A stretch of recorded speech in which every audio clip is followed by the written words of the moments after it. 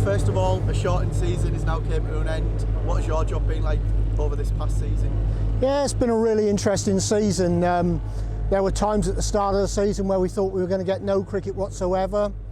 Then we had the England boys come back in for training for a few weeks, and 1st of July the Durham boys came back 6 days a week for training, and from 1st of August it's been sort of matches or training every day. So whilst it's been a shortened season, it's been high impact in a very condensed period, so it's been very full on season. And lots of quick turnarounds, even though it's been a short season. Games quick, thick and fast. Yeah, games thick and fast. At one point it looked as if we'd have 4 home championship games on the bounce, which always causes problems. But thankfully Leicester were allowed to play at home, so we only had 3. But yeah, there's been a lot of matches in a short space of time. But great to see cricket back again. And of course, the way the pitch may have looked in the winter, pleased to get some cricket on at all at this point. Yeah, I mean, we came into the season, we were in an awful position because of the winter. We had water standing on the square. I think had we started on time in April, I think we may have struggled with pitches. As it turns out, not starting until August, the pitches have probably been the best that they've been since I've been here at the Riverside. So quite why we're digging them up now, I've no idea, but there we go. As you say, there was water standing on the pitch.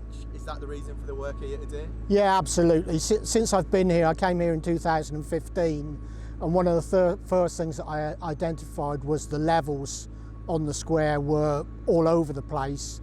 So we had low spots where water sat, water couldn't get off the square. It doesn't go through the cricket clay, it just sits on top, and so if there's no fall across the square for the water to run off, it just sits there all the time. So consequently what happened in the winter is that any seed that we put down just rotted in the water and didn't take. As we look at the pitch now, you can see it's been dug up a bit. What type of processes are going through now to make sure that the pitch is in a great condition come next season? Well, what we're doing over the whole square is we're actually raising the square, because over the years the square has dropped a little bit and the outfield has come up. So water on a cricket square is supposed to run off of the square onto the outfield. We're in a position whereby we're the other way round and water is running from the outfield onto the square, which is far from ideal. So we're raising the square and also putting a slope across it so that the water will run off. That's what we're doing with the whole square. As for this pitch 12 that we're digging out, we're digging that out to a depth of about 12 inches. Sorry, I was still working old language rather than millimetres. We're then putting in a membrane, then on top of that goes stone, and finally that's all compacted down really hard, and then on top of that there'll be 8 inches of onga loam. So at the end of that we should have a really good test match pitch in the middle of the square, but that's going to take 3 or 4 years to actually bed in until we see the full benefit of it. In terms of the game itself, is there any changes that it could bring to the pitch, this type of work? Massive changes we could see. Next year I think we possibly are going to struggle a little bit. These things take a lot of time to settle in, and it certainly won't be an instant fix. We may find that next year the pitches are a little bit low in bounce, but what it is it's a process which improves year on year. So in 2-3 years' time, we should hopefully have better pitches. It's long been said, although I'm not a huge believer of it, that the Riverside is very bowler friendly. I think what the Riverside is it promotes really good cricket for the paying spectator to come and watch, because there's always something happening.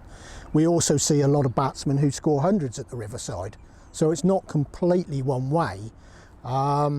But the aim is, I think, to make better pitches where we've got more bounce, we've got more pace, but possibly don't do quite so much off the seam.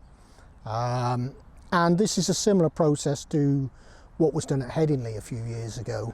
For people from my generation will remember Headingley as being a very seamer-friendly pitch. It was well known for going all over the place.